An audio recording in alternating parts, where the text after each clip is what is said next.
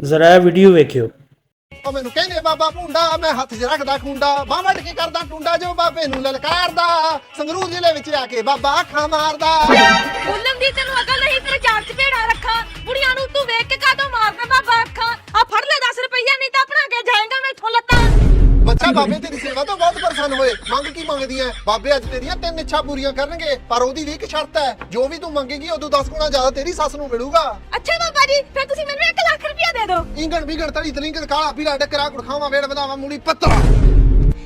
ਹੈ ਬਾਬਾ ਜੀ ਤੁਸੀਂ ਪੂਰੇ ਜਾਣੇ ਜਾਣੋ ਮੇਰੇ ਅਕਾਊਂਟ 'ਚ 1 ਲੱਖ ਰੁਪਈਆ ਆ ਵੀ ਗਿਆ ਹਾਏ ਮੈਂ ਮਰ ਜਾ ਮੇਰੇ ਖਾਤੇ 'ਚ 10 ਲੱਖ ਕਿੱਥੋਂ ਆ ਗਿਆ ਬਾਬਾ ਜੀ ਹੁਣ ਤੁਸੀਂ ਇੱਕ ਕੰਮ ਹੋਰ ਕਰ ਦਿਓ ਤੁਸੀਂ ਨਾ ਮੈਨੂੰ ਥੋੜਾ ਸੋਹਣਾ ਕਰ ਦਿਓ ਮੈਨੂੰ ਸਾਰੇ ਨਾ ਕਾਲੋ ਕਾਲੋ ਕਹਿੰਦੇ ਨੇ ਬਾਹਰ ਡਾਂਗਾ ਵਿੱਚ ਟੱਲਮ ਟੱਲੀਆਂ ਮੈਂ ਹੁਣੇ ਨਾ ਕੇ ਆਈਆਂ ਹੁਣ ਫੇਰ ਨਾਉਣ ਚੱਲੀਆਂ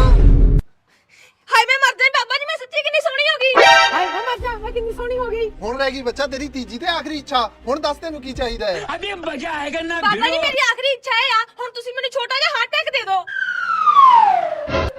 ਉਹ ਸ਼ੁਕਰ ਹੈ ਮਾਲਕ ਦਾ ਮੈਂ ਬਚ ਗਈ ਮੈਂ ਕਹਿ ਜਾ ਬੁੜੀ ਦਾ ਤਾਂ ਆ ਕੇ 10 ਗੁਣਾ ਵੱਧ ਲੈ ਜਾਂਦੀ ਮੇਰੇ ਤੋਂ